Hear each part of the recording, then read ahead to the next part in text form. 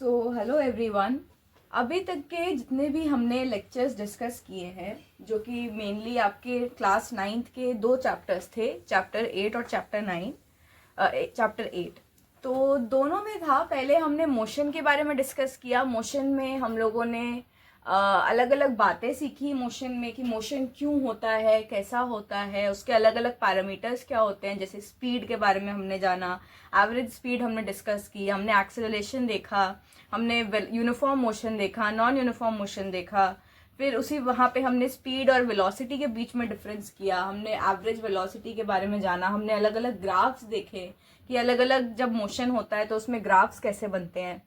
तो ये मेजर हमने चीज़ें फर्स्ट चैप्टर में डिस्कस की थी।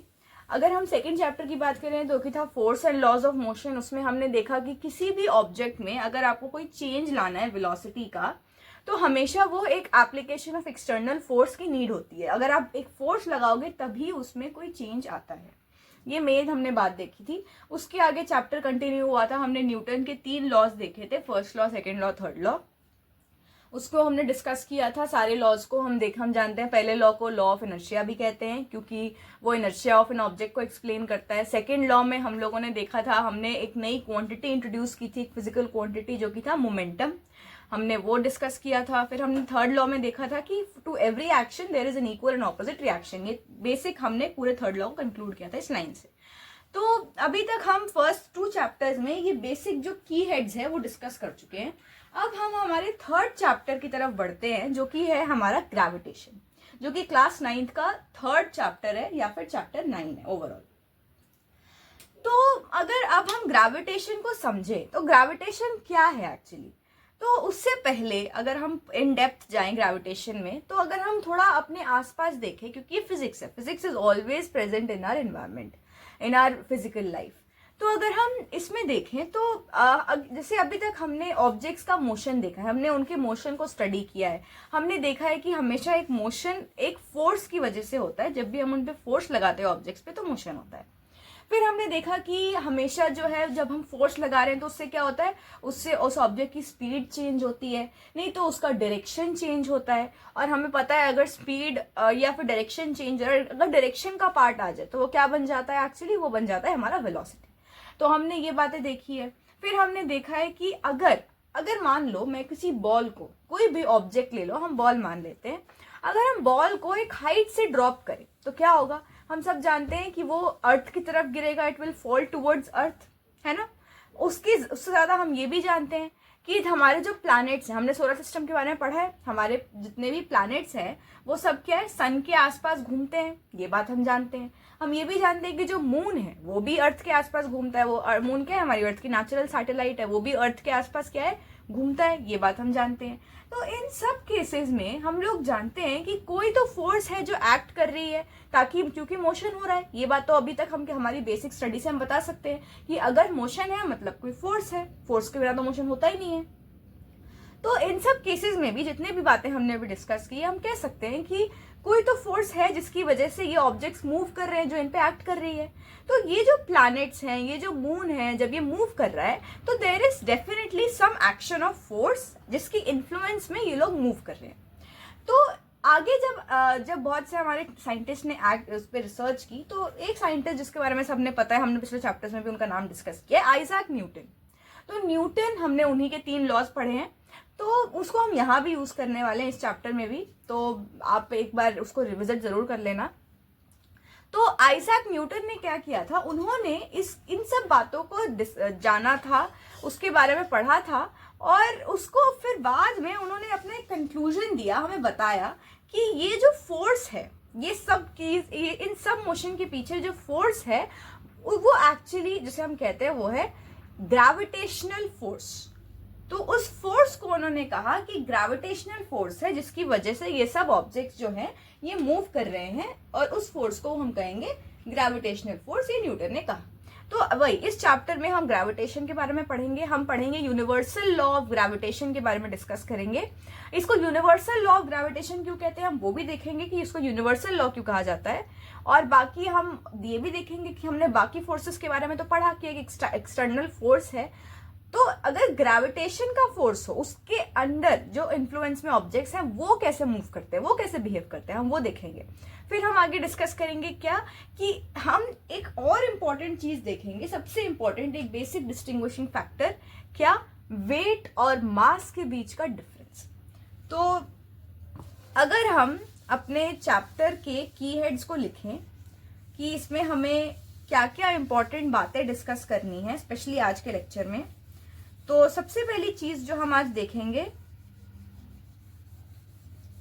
वो है कि ग्रेविटेशन, व्हाट इज ग्रेविटेशन, जिसके बारे में हमारा चैप्टर बेस्ड है। सबसे पहले हम डिस्कस करेंगे ग्रेविटेशन, ठीक है। फिर इसके बाद हम डिस्कस करेंगे यूनिवर्सल लॉ ऑफ ग्रेविटेशन, और फिर उसके बाद जो अगला पॉइंट हम डिस्कस करेंगे आज के लेक्चर में वो होगा what is the importance of universal law of gravitation, importance of universal law of gravitation. तो ये तीन बातें मेन हम आज के लेक्चर में हम डिस्कस करेंगे। तो आगे बढ़ने से पहले अगर हम और थोड़ा जाने हमारे बेसिक चैप्टर के इंट्रोडक्शन के बारे में, तो हम सब जानते हैं कि जो ऑब्जेक्ट्स हैं, अगर हम देखें कोई भी ऑब्जेक्ट अगर पानी में है, वाटर में है, तो क्या होता है, वो अगर आप उसके सरफेस पे उस पर फोर्स लगाओ तो आपको रियलाइज होगा कि आपको थोड़ा ज्यादा फोर्स लगाना पड़ता है, वो भी कहीं ना कहीं ग्रेविटेशन से रिलेटेड है, हम वो बात भी डिस्कस करेंगे। और अगर हम उस फोर्स को नाम दे कि वो फोर्स क्या होता है, तो उसे हम कहते हैं बॉयंट फोर्स। तो इस केस में हमने ये एक एक्टिविटी थी जो हम लोगों ने डिस्कस की थी पिछले चैप्टर्स में भी, अगर आपको याद हो। तो यहाँ पे क्या हो रहा है, यहाँ पे हो रहा है कि यहाँ पे अगर हमने स्टोन पकड़ा है इस पॉइंट पे मान लेते हैं, और ये थ्रेड है और थ्रेड से हमने बांधा है स्टोन, तो क्या है, अगर यहाँ इस पॉइंट पे हम इस थ्रेड को पकड़ रहे हैं और इसको पकड़ के घुमा रहे हैं, किस डायरेक्शन में, इस डायरेक्शन में, आरो, ठीक है। और तो क्या होगा, हम सब जानते हैं कि वो एक सर्कुलर ऑर्बिट को फॉलो करेगा, जो कि इसमें दिखा रही हूं मैं। तो क्या होगा, जब तक हमने पकड़ा हुआ है, हम उसको फोर्स दे रहे हैं, तो वो अपना मोशन कंटिन्यू रखेगा इस पे, इस तरफ। लेकिन अगर हम स्टोन को जो है, अगर उस स्टोन को हम रिलीज कर दें, उसको छोड़ दें, तो क्या होगा, हम सब जानते हैं वो किस डायरेक्शन में मूव करेगा। मान लो जब हमने स्टोन को छोड़ा तो वो इस पॉइंट पे था, इस पॉइंट को मैं नाम दे देती हूँ ए। तो ये इस ए पॉइंट पे था, और जब वो यहाँ से इस पॉइंट पे छोड़ा तो मैंने जो थ्रेड है उसको रिलीज कर दिया। तो अभी तक तो ये सर्कुलर मोशन में था, है ना, लेकिन यहाँ छोड़ने के बाद क्या वो सर्कुलर मोशन में रहेगा? नहीं रहेगा। क्यों नहीं रहेगा? क्योंकि उसके ऊपर हम एक एक्सटर्नल फोर्स लगा रहे थे। अब हमने वो फोर्स लगानी बंद कर दी, तो इसका सर्कुलर मोशन तो कैसे भी कंटिन्यू नहीं हो सकता, क्योंकि उसके लिए एक्सटर्नल फोर्स चाहिए। तो वो किस डायरेक्शन में मूव करेगा? वो इस पॉइंट के, ये अगर देखा जाए तो ये एक पूरा सर्कल बना, इस सर्कल के इस पॉइंट से जो टैंजेंट पास कर रहा है, ये है टैंजेंट, वो इस टैंजेंट के डायरेक्शन में मूव करने लगेगा एक बार अगर हमने उसके ऊपर एक्सटर्नल फोर्स लगानी बंद कर दी। अब टैंजेंट क्या होता है, तो मान लेते हैं ये कोई सर्कल है, ठीक है। तो टैंजेंट क्या होता है, वो एक ऐसी लाइन होती है जो कि सर्कल के एक पॉइंट को ऐसे टच करती है, इस तरह से। तो अगर आप देखोगे कि ये जो लाइन है, ये मैथ में पढ़ा होगा, ये ए बी है। अगर मान लो इस लाइन को ए बी माने जाए, और ये this is a circle with centre O, तो ये जो लाइन जो कि सर्कल को सिर्फ एक पॉइंट, ये पॉइंट मान लेती हूँ मैं इसको सी, तो ये जो लाइन जो कि सर्कल के सिर्फ एक पॉइंट को टच कर रही है, इस लाइन को, ए बी लाइन को मैं क्या कहूंगी? टैंजेंट कहूंगी, ठीक है। This is known as a tangent. तो ये जो ऑर्बिट, ये स्टोन बना रहा है, एक बार अगर मैंने उस स्टोन को छोड़ दिया तो जिस भी पॉइंट पे छोड़ा, उस पॉइंट के टैंजेंट के अलोंग वो स्टोन अपना मोशन रखेगा एक बार उसके ऊपर से जो एक्सटर्नल फोर्स है वो बंद कर दी गई, ठीक है। तो ये बात तो हम जानते हैं, ठीक है। लेकिन जब तक हमने उस पर फोर्स लगाई थी तो उसका मोशन क्या था? एक सर्कुलर पाथ था जो कि दिख रहा है यहाँ पे, उसकी कुछ स्पीड थी, वो यहाँ पे किसी स्पीड से मूव कर रहा होगा, और यहाँ पे उसकी जो स्पीड है वो कांस्टेंट है, लेकिन हर पॉइंट पे उसकी डायरेक्शन चेंज हो रही है, क्योंकि हमने देखा है कि एक सर्कल के केस में, सर्कल एक्चुअली क्या होता है, it is a figure with infinite number of sides. हमने पहले एक्टिविटी की थी कि जब हमने रेक्टेंगल को शुरू किया, पहले रेक्टेंगल बनाया, फिर उसकी नंबर ऑफ साइड्स बढ़ाते गए, तो क्या हुआ, वो अल्टीमेटली एक सर्कल बन गया। मतलब सर्कल में इन्फिनिट नंबर ऑफ साइड्स होती है, और हर साइड पे क्या होता है, नेचुरल है, आप हर साइड पे अपनी स्पीड, अपनी डायरेक्शन तो चेंज करते ही हो। तो सर्कल के केस में हर पॉइंट पे आपकी डायरेक्शन चेंज हो रही है। डायरेक्शन चेंज हो रही है मतलब आपकी जो वेलोसिटी है वो चेंज हो रही है, या फिर एक्सेलरेशन। क्यों? क्योंकि वेलोसिटी में क्या होता है, जब हम वेलोसिटी की बात क्या करते हैं, वेलोसिटी इज स्पीड, जैसा हमने पहले भी डिस्कस किया है, प्लस डायरेक्शन। तो अगर आपकी स्पीड भले ही सेम है, जिस स्पीड से आप मूव कर रहे हो वो सेम है, लेकिन क्योंकि सर्कल है तो आपका हर पॉइंट पे डायरेक्शन चेंज हो रहा है, इसलिए आपकी वेलोसिटी चेंज हो रही है। और वेलोसिटी चेंज हो रही है तो क्या हो रहा है, एक्सेलरेशन, एक्सेलरेशन का पॉइंट आ रहा है। और एक्सेलरेशन भी एक वेक्टर क्वांटिटी है, ये भी डायरेक्शन पे डिपेंड करता है। तो अगर डायरेक्शन चेंज हो रही है तो हमारी वेलोसिटी भी चेंज हो रही है और एक्सेलरेशन भी चेंज हो रही है। ये बातें हैं, ठीक है। तो ये जो फोर्स है जो कि इस एक्सेलरेशन को, जिसकी वजह से ये एक्सेलरेशन प्रोड्यूस हो रहा है, ये क्या है, ये बॉडी को, इस मतलब इस स्टोन को एक सर्कुलर पाथ में रखता है, और ये हमेशा सेंटर की तरफ एक्ट करता है। तो अगर हम थोड़ी इंपॉर्टेंट बातें समझें, तो ये जो हमारा फोर्स है, ये हमेशा क्या है, टूवर्ड्स द सेंटर होता है। सेंटर ये है, इस सेंटर को मैं ओ नाम देती हूँ। तो टूवर्ड्स द सेंटर हमेशा ये एक्ट करेगा, ये फोर्स। तो क्या देखा अभी तक हमने देखा, ये स्टोन था, ये इस पे हम फोर्स लगाए थे, सर्कुलर ऑर्बिट में घूम रहा था। एक पॉइंट पे हमने फोर्स लगाना बंद कर दी। उस पॉइंट पे क्या हुआ, उस पॉइंट पे जहां भी, जिस भी पॉइंट पे वो टैंजेंट पास कर रहा था, उस पॉइंट के अलोंग उस स्टोन ने अपना मोशन शुरू कर दिया, एक बार उसे छोड़ दिया हमने। अब क्या हुआ, ये तो हुई बात तब जब हमने स्टोन को छोड़ दिया, लेकिन जब हम चला रहे थे, जब उस स्टोन पे हम फोर्स दे रहे थे, तो क्या था, उसका प्रोजेक्टाइल का कुछ, मतलब उसका जो मोशन था ऐसा था। और क्यों था, कौन सा फोर्स एक्ट कर रहा था, जो भी फोर्स एक्ट कर रहा था वो उसके सेंटर की तरफ था, मतलब सेंटर सीकिंग फोर्स था। क्या था वो, it was a centre seeking force. तो ये फोर्स वो एक्ट कर रहा था इस केस में, और क्योंकि सेंटर सीकिंग है तो इस फोर्स को हम एक खास नाम देते हैं, और इसको हम कहेंगे सेंट्रीपिटल फोर्स। कौन सी फोर्स होती है ये, जो कि टुवर्ड्स द सेंटर एक्ट करे। तो ये फोर्स इसके ऊपर लग रही थी, इस स्टोन के ऊपर, और इसी फोर्स की वजह से यहाँ एक एक्सेलरेशन हो रहा था, यहाँ पे स्पीड चेंज, यहाँ पे स्पीड नहीं, यहाँ पे डायरेक्शन चेंज हो रहा था, जिसकी वजह से वेलोसिटी चेंज हो रही थी। एंड रिजल्टेंट क्या था कि इसका एक सर्कुलर ऑर्बिट बन रहा था। तो ये सब क्यों हो रहा था, इस फोर्स की वजह से, सेंट्रीपिटल फोर्स की वजह से, ठीक है। तो ये बात अभी तक हमने देखी। तो जैसे कि हमने पहले भी डिस्कस किया है, अगर यहाँ पे हम यहाँ फोर्स लगाना बंद कर दे तो इस स्टोन का मोशन क्या होगा, एक स्ट्रेट लाइन हो जाएगा। क्यों, क्योंकि अलोंग द टैंजेंट होगा, टैंजेंट तो स्ट्रेट लाइन होती है। तो अगर हम यहाँ पे किसी भी पॉइंट पे अगर हम फोर्स लगाना बंद कर दे तो along the straight line move करना शुरू कर देगा, ये जो हमारा स्टोन है, ठीक है। ओके, तो दिस इज, अभी तक हमने इतना देखा। तो ये स्टोन का एग्जाम्पल है। तो आई होप इससे आपको थोड़ी क्लैरिटी तो मिली होगी कि यहाँ पे जो हमारा फोर्स है जो कि एक्ट कर रहा है वो थोड़ा थोड़ा सिमिलर है, किससे, हमारा जो मून है, जो वो अर्थ के अराउंड घूमता है, वो किस फोर्स की वजह से घूमता है, वो भी इसी फोर्स की वजह से घूमता है। क्या है, सेंट्रीपिटल फोर्स की वजह से, ठीक है। तो सेंट्रीपिटल फोर्स क्यों होती है, इसे वो उसे कौन प्रोवाइड करता है, वो प्रोवाइड करता है हमारा जो फोर्स ऑफ अट्रैक्शन है अर्थ का, मतलब अर्थ मून को अपनी तरफ खींचता है।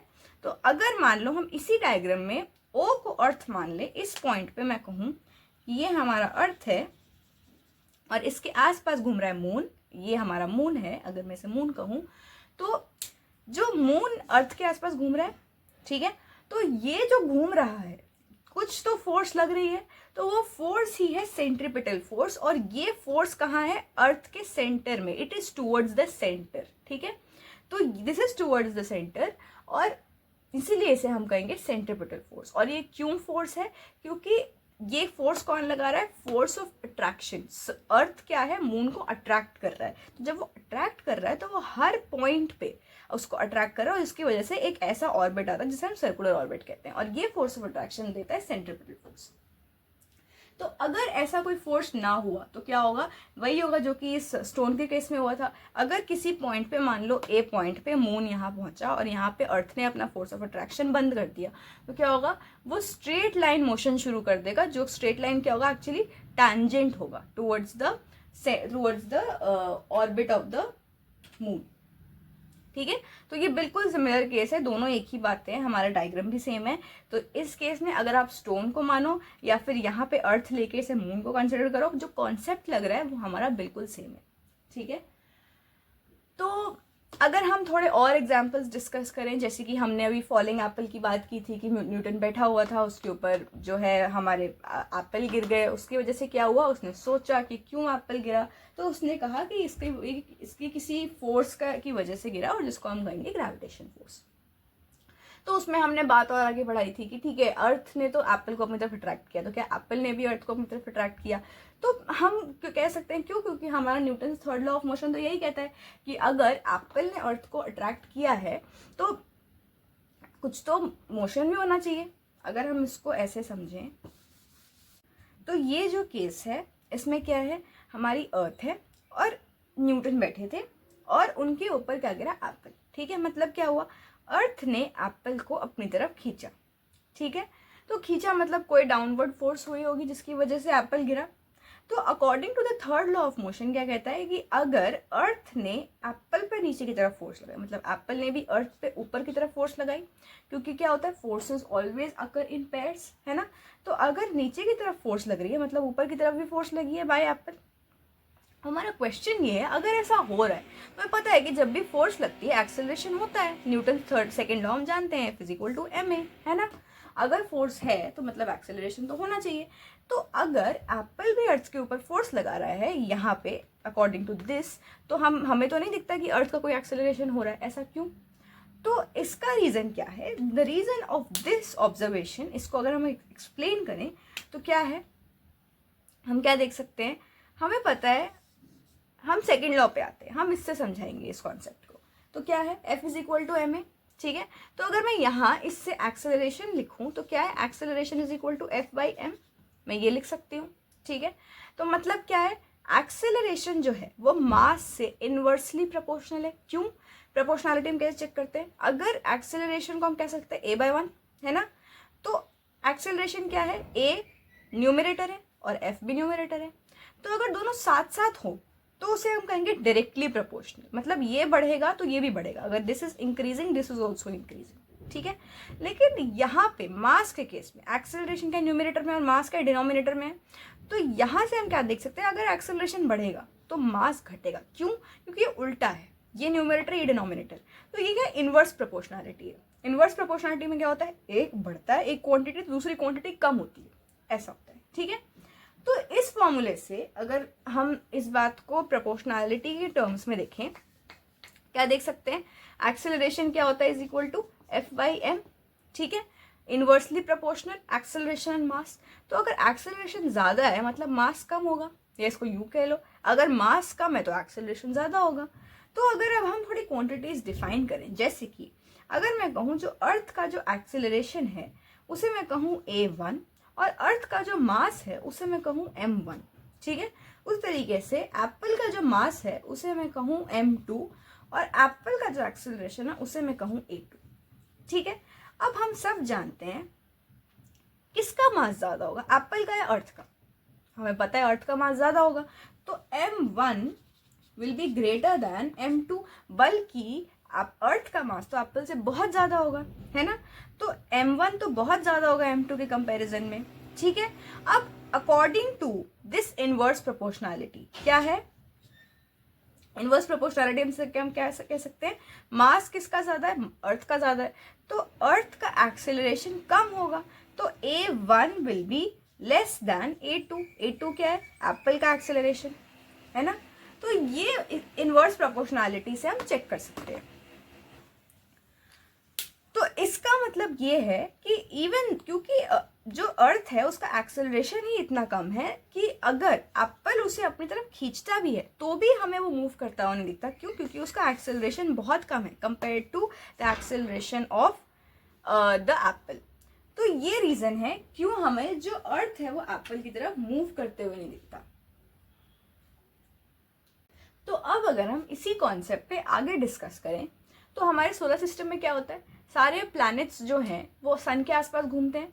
तो अगर हम उसे इसी तरीके से समझाएं तो हम क्या कह सकते हैं कि हमेशा एक फोर्स है जो कि सन और प्लैनेट्स के बीच में, जैसे अभी हमने डिस्कस किया कि जब मून अर्थ के आसपास घूमता है तो एक कोई फोर्स होती है जो कि अर्थ हम अट्रैक्ट करता है मून को अपनी तरफ, है ना। तो उसी तरीके से जो प्लैनेट्स हैं, क्या उनमें और सन के बीच में भी फोर्स है? तो डेफिनेटली है, तभी तो वो मूव कर रहे हैं। तो उसे हम क्या कहते हैं? Centripetal force. ये हमने देखा, वो क्या है? टुवर्ड्स द सेंटर एक्ट करता है। तो ये बात एक इन सब बातों को डिस्कस करने के बाद न्यूटन ने क्या किया, उसने इस बात को कंक्लूड किया। एक तो ये वाली बात की कि एप्पल ही नहीं, एप्पल सिर्फ नीचे नहीं गिरता या फिर एप्पल के ऊपर ही फोर्स नहीं लगती, अर्थ के ऊपर भी फोर्स लगती है जो कि एप्पल की तरफ लगती है और वो ऊपर की तरफ मूव करता है। हमें दिखता नहीं है। क्यों? क्योंकि उसका अर्थ का जो एक्सेलरेशन है वो बहुत कम है एप्पल के कंपैरिजन में। क्यों? क्योंकि अर्थ का मास ज़्यादा है। और Newton second law of motion के हिसाब से हम कह सकते हैं कि एक्सेलरेशन और मास का इनवर्सली प्रोपोर्शनल है। तो इन सब बातों को डिस्कस करने के बाद और बाकी उन्होंने मून की बात पे भी देखी कि अगर अर्थ मून के ऊपर एक फोर्स लगा रहा है अपनी तरफ खींचते, तो मून भी अर्थ के ऊपर फोर्स लगा रहा है। सिमिलरली अगर सन प्लैनेट्स की तरफ फोर्स लगा रहा है अपनी तरफ खींचने के लिए, तो प्लैनेट्स भी सन पे फोर्स लगा रहे हैं। तो ये सब कुछ जो है दोनों तरफ से होता है। बात इतनी क्यों है? दिखता क्यों नहीं है हमें? सिर्फ इसलिए क्योंकि मास का डिफरेंस है। अर्थ का मास मून के मास से बहुत ज़्यादा है, इसीलिए हमें नहीं दिखता कि जो अर्थ है वो मून की तरफ बेंड हो रही हो या फिर उसका मोशन मून की तरफ हो रहा हो। इसका ये मतलब नहीं है कि फोर्स नहीं लग रहा। सिमिलरली सन का मास प्लैनेट्स के मास से बहुत ज़्यादा है, इसकी वजह से उसका जो एक्सेलरेशन है, जैसे कि हम इस केस में देख सकते हैं, सन का जो एक्सेलरेशन है वो बहुत कम होता है जो जितने भी जो हमारे प्लैनेट्स हैं उनकी तरफ। तो ये सब का रीजन है दिस एवरीथिंग। ये जो हमारी 3 ऑब्जर्वेशंस है, हमारी क्या क्या 3 ऑब्जर्वेशंस जो अभी तक हमने मेनली डिस्कस किया है। पहला तो हमने क्या डिस्कस किया है? हमने डिस्कस किया है the fall of an apple. ठीक है, तो सबसे पहला जो एग्जाम्पल हमने देखा वो है फॉल ऑफ एन एप्पल। तो ये पहली चीज देखी। फिर क्या है? सेकंड हमने देखा कि the motion of planets around the sun, है ना, motion of planets around sun. और क्या देखा हमने? The motion of moon around earth, है ना। ये 3 चीजें हमने देखी। तो इन तीनों चीजों की वजह हमने साफ साफ देख ली कि फोर्स जो है वो दोनों तरफ लगता है। अगर कोई एक दूसरे को खींचे तो दूसरा भी खींच रहा है। एक्सेलरेशन सिर्फ क्यों है ना? मास के डिफरेंस की वजह से। तो मास के डिफरेंस की वजह से हम साफ साफ बता सकते हैं कि देयर इज नो मोशन, लेकिन डेफिनेटली फोर्स लग रही है। तो इन सब को न्यूटन ने किस बात से एक्सप्लेन किया? उन्होंने कहा कि ये जो फोर्स ऑफ अट्रैक्शन, हमने क्या कहा था? सेंट्रिपिटल फोर्स क्यों लग रही है? क्योंकि there is a force of attraction. वही फोर्स ऑफ अट्रैक्शन को उन्होंने कहा ग्रेविटेशन फोर्स। क्या कहा? Gravitational force. तो the force of attraction causing the centripetal force is called क्या? Gravitational force. ठीक है, तो ये हमने देखा कि वो जो फोर्स ऑफ अट्रैक्शन है जिसकी वजह से सेंट्रिपिटल फोर्स था, वो किसकी वजह था? ग्रेविटेशनल फोर्स की वजह से था। तो अगर अब हम आगे बढ़े इतना कुछ जानने के बाद, अगर हम इन ग्रेविटेशन के नॉलेज के बेस पे हम न्यूटन का उन्होंने जो यूनिवर्सल लॉ ऑफ ग्रेविटेशन निकाला, हम उसको समझते हैं, उसको पढ़ते हैं और देखते हैं कि फाइनली हमारा जो लॉ आता है वो क्या आता है, और उससे हम उसका मैथमेटिकल डेरिवेशन भी करेंगे। तो आगे बढ़ते हैं। तो हम डिस्कस कर रहे हैं यूनिवर्सल लॉ ऑफ ग्रेविटेशन, ठीक है। अब इस लॉ को हम यूनिवर्सल लॉ क्यों कहते हैं? हमने Newton first law, second law, third law पढ़ा, लेकिन उसमें तो हमने यूनिवर्सल नहीं कहा। हम इसे क्यों कह रहे हैं? क्यों? इसलिए कह रहे हैं क्योंकि यूनिवर्स का हर ऑब्जेक्ट पे ये जो लॉ है ये एप्लीकेबल है, ये वैलिड है, चाहे वो अर्थ के अंदर हो, बाहर हो, स्पेस में हो, कहीं भी हो, सबके लिए ये जो यूनिवर्सल लॉ ऑफ ग्रेविटेशन है ये वैलिड है। तो हर ऑब्जेक्ट इन द यूनिवर्स हर दूसरे ऑब्जेक्ट को अट्रैक्ट करता है, ठीक है। तो ये जो अट्रैक्टिव फोर्स है ये हर ऑब्जेक्ट की वजह से, हर ऑब्जेक्ट एक दूसरे को अट्रैक्ट कर रहा है। इनफैक्ट आप भी अगर क्लासरूम में बैठे हो तो आप दूसरे अपने दोस्त को अट्रैक्ट कर रहे हो अपनी तरफ with this force of gravitation, ठीक है। वो भी आपको अट्रैक्ट कर रहा है। तो ये बात एक यूनिवर्सल फैक्ट है, और इसके लिए ज़रूरी नहीं है कि आप ये अर्थ के अंदर ही हो, नहीं, ये अर्थ के बाहर स्पेस में जो ऑब्जेक्ट्स हैं उनके लिए भी वैलिड है। तो इसीलिए ये है, इसे हम कहते हैं यूनिवर्सल लॉ ऑफ ग्रेविटेशन। तो ये रीजन है, ठीक है। तो क्या कहता है यूनिवर्सल लॉ ऑफ ग्रेविटेशन? इसको लिखते हैं सबसे पहले।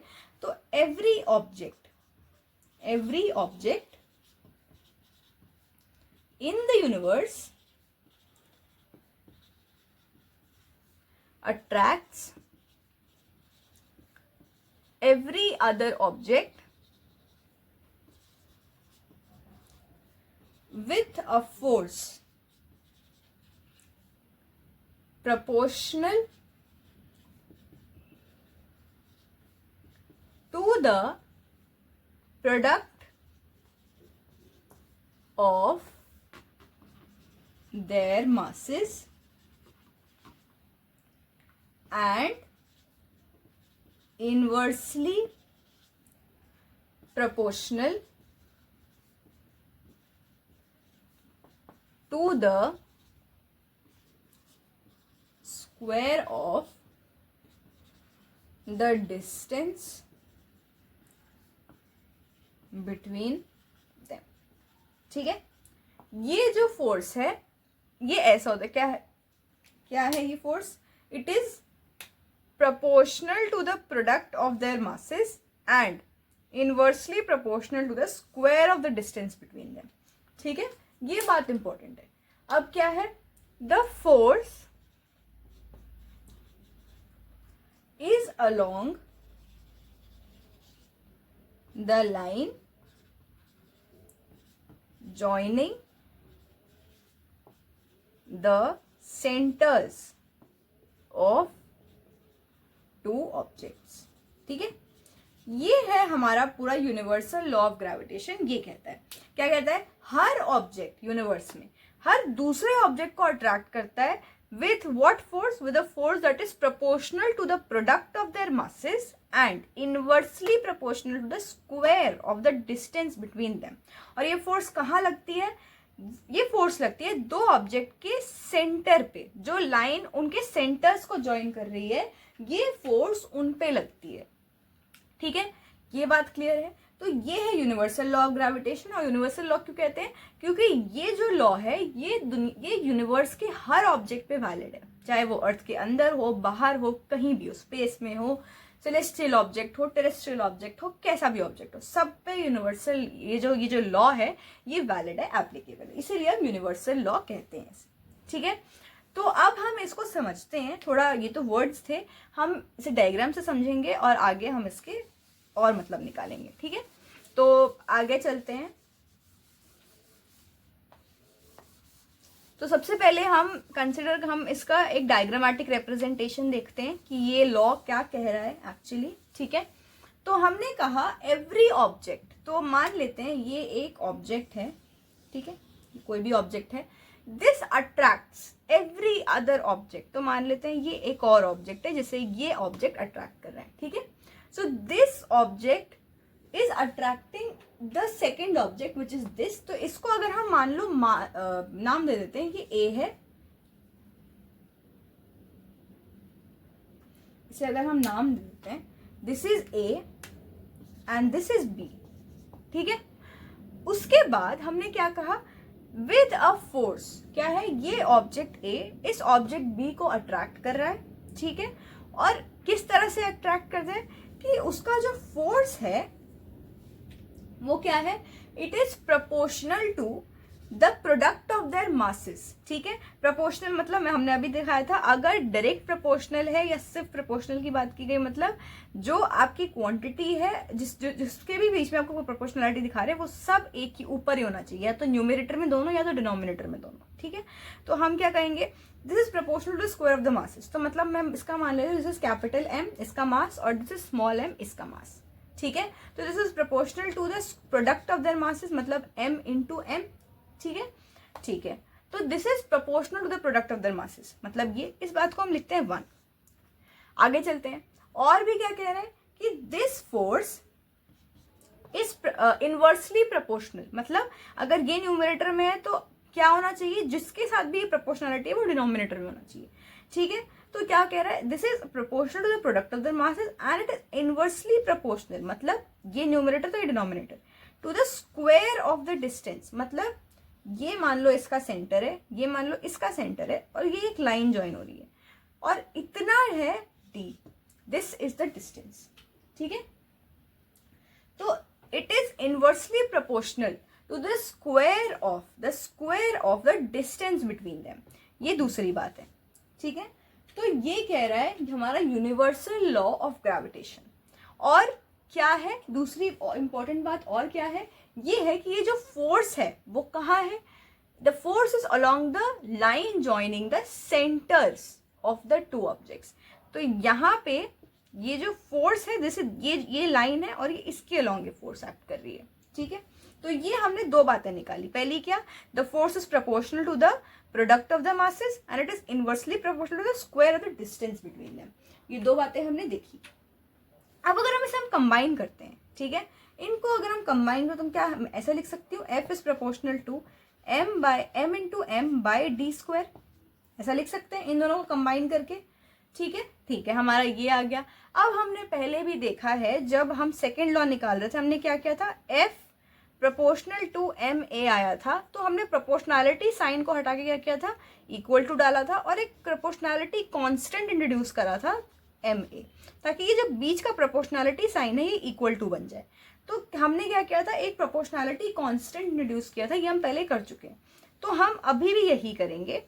कैसे, हमारा प्रोपोर्शनैलिटी का साइन है तो हम इसे हटाएंगे और क्या लिखेंगे, एफ इज इक्वल टू जी।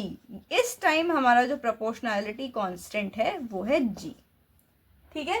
तो यहां पे हम क्या कहेंगे, G is the constant of proportionality, क्या कहेंगे इसे, जी इज द, अगर मैं इसको एरो करके यहां लिखूं, G is the constant of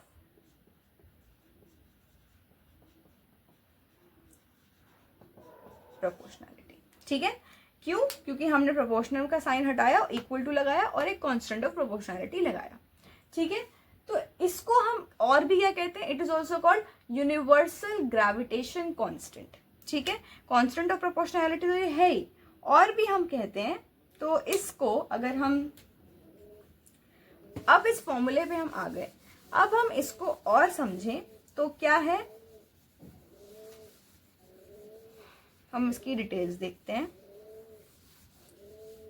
तो क्या हमारा फॉर्मूला था, F is proportional to m upon d square. तो हमने क्या किया, प्रोपोर्शनैलिटी साइन हटाया और क्या लगाया, इक्वल टू, और लगाया एक प्रोपोर्शनैलिटी कांस्टेंट जो कि है g, और m अपॉन डी स्क्वायर, जहां d क्या है, डिस्टेंस, दोनों ऑब्जेक्ट्स के सेंटर तक का डिस्टेंस, ठीक है। उसको इस यहाँ पे हम g को क्या बोलेंगे, कांस्टेंट ऑफ प्रोपोर्शनैलिटी तो एक है ही, ठीक है। और हम क्या कह सकते हैं इसको, this is also called universal gravitational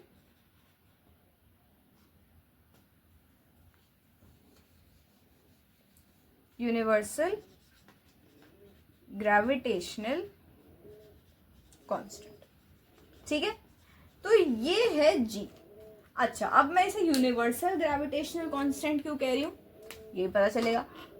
बहुत तो आप इतने ही हो क्योंकि यूनिवर्सल लॉ ऑफ ग्रेविटेशन का कांस्टेंट लेंगे universal law of gravitation, universal gravitational constant, लेकिन इसका मतलब और भी है।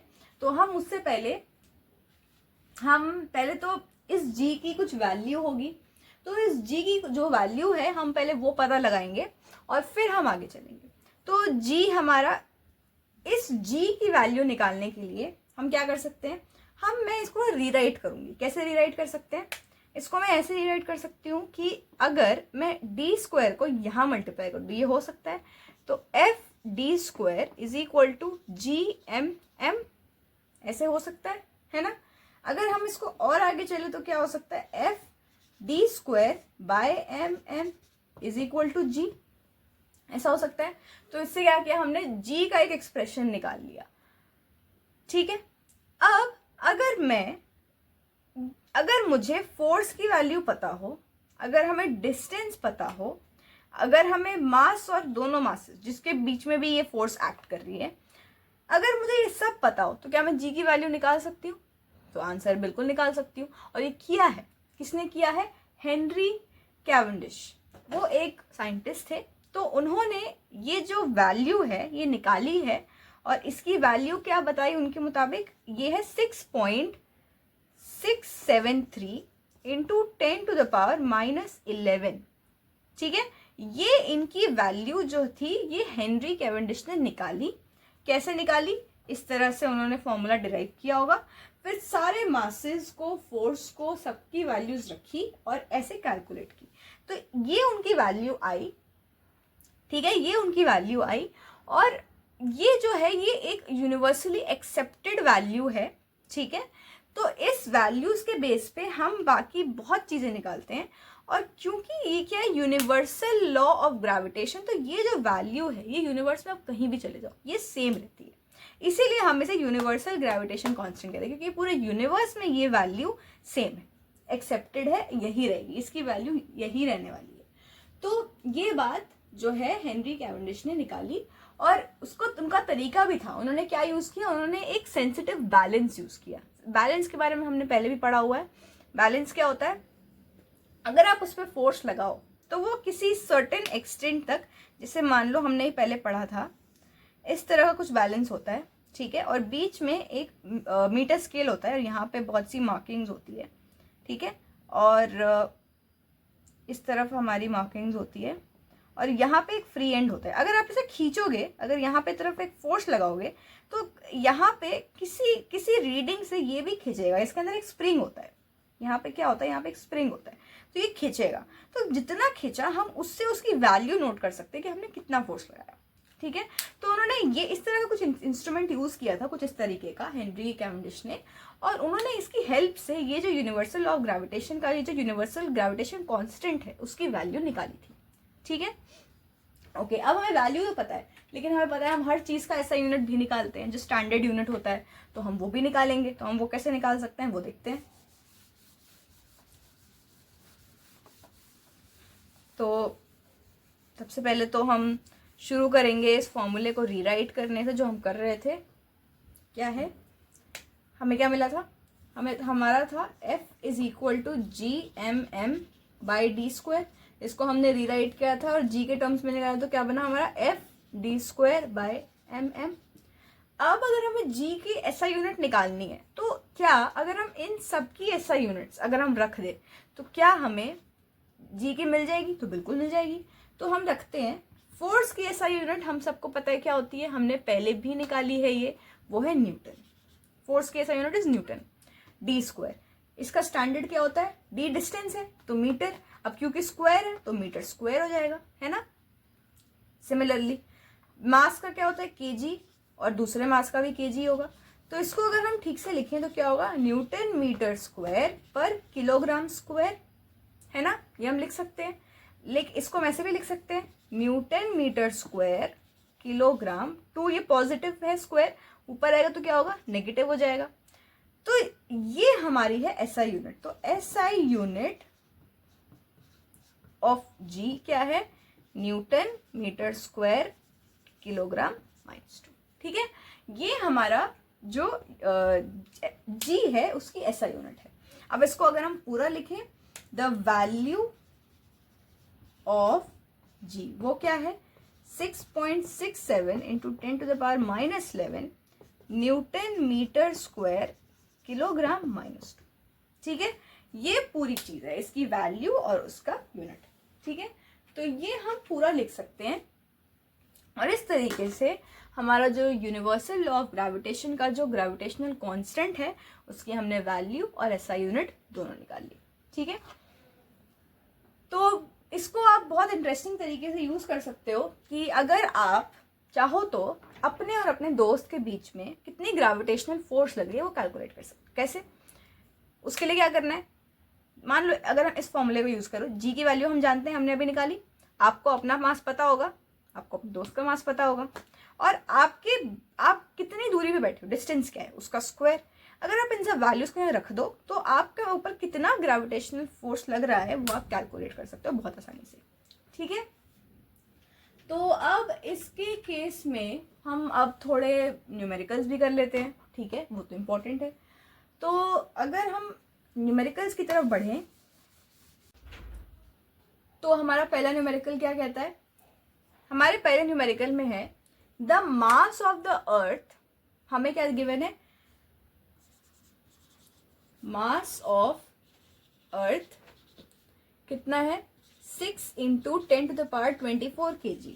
ठीक है, ये हमें mass of the earth given है, and that of the moon, मतलब मास ऑफ मून गिवन है, मास ऑफ मून वो कितना गिवन है, वो हमें गिवन है 7.4 into 10⁻22 kg।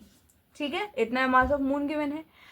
If the distance between the earth and the moon, मतलब अर्थ और मून के बीच का जो डिस्टेंस है वो कितना गिवन है, that is given to be 3.84 into 10⁵ kilometre.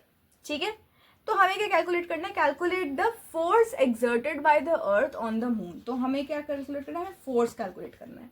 और हमें पता है, अगर हमें जी की वैल्यू की बात करें तो हम ऑलरेडी जानते हैं क्या होता है 6.67, लेकिन इस केस में हमारे क्वेश्चन में हमारी कैलकुलेशन को आसान करने के लिए हमें सिर्फ 6.7 गिवन है। ठीक है, into 10⁻11 newton metre square kg -2।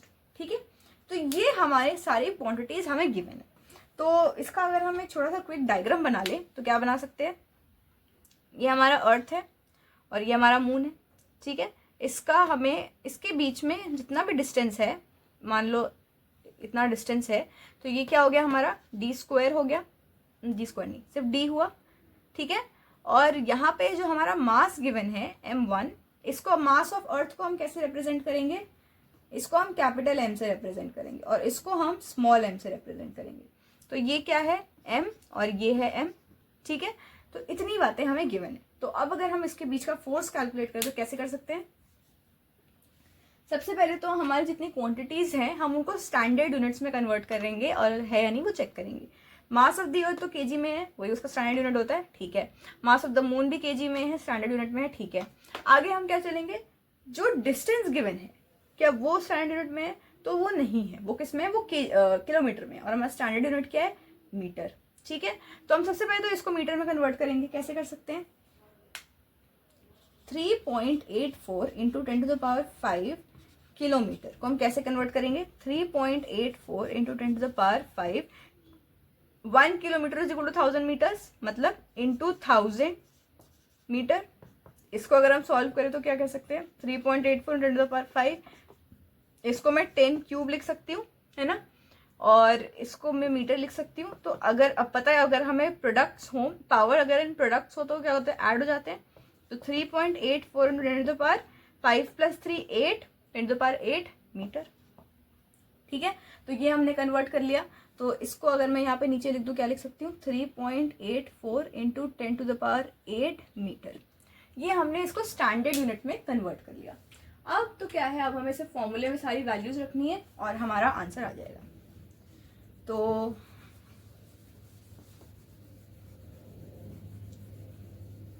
अगर हम रखें तो हमारे F क्या है, फोर्स क्या है, G m m divided by d²। तो तो g की वैल्यू क्या है 6.7 इंटू 10⁻⁻11। मास कैपिटल M कितना है 6 इंटू 10⁻24 और स्मॉल m कितना है 7.4 इंटू 10⁻22 और डिवाइड बाय डिस्टेंस कितना गिवन है जो भी हमने कन्वर्ट किया 3.84 इंटू 10⁸, यहाँ पे हमने कन्वर्ट करके 8 निकाला का स्क्वायर। ठीक है, तो ये हमें पूरा हमारी वैल्यूज जो है हमने यहाँ पे डाल दी और इसको अगर हम सॉल्व करेंगे तो हमारा आंसर कितना आएगा 2.02 इंटू 10⁻20 न्यूटन्स, क्योंकि फोर्स है तो हम न्यूटन्स में वैल्यू लिखेंगे। ठीक है, तो मास जो अर्थ और मून के बीच का जो फोर्स है, मतलब अर्थ मून पे कितना फोर्स या अट्रैक्टिव फोर्स एक्सर्ट करता है, वो क्या है 2.02 न्यूटन। इतना ज्यादा वो फोर्स एक्सर्ट करता है इस पे मून पे। ठीक है, तो ये न्यूमेरिकल आई होप क्लियर है। तो बहुत सिंपल है, ये फॉर्मूला है, इसमें हमें सारी वैल्यू सब्स्टिट्यूट करनी है और वैल्यूज हमेशा ध्यान रख लेना, हमेशा स्टैंडर्ड यूनिट्स में वैल्यू होनी चाहिए। केजी है ठीक है, किलोमीटर है तो कन्वर्ट करना है। ठीक है, तो ये बातें हमने देखी। अब हमने यूनिवर्सल लॉ ऑफ ग्रेविटेशन पढ़ा, अब देखते हैं कि इसका इम्पोर्टेंस क्या है। ठीक है, तो अब हम अगला टॉपिक करेंगे, that is importance of universal law of gravitation. ठीक है, तो हमारे इस लॉ का हम कैसे इसको डेली लाइफ में देखते हैं, कोई इंपॉर्टेंस है या नहीं। तो सबसे पहला इंपॉर्टेंस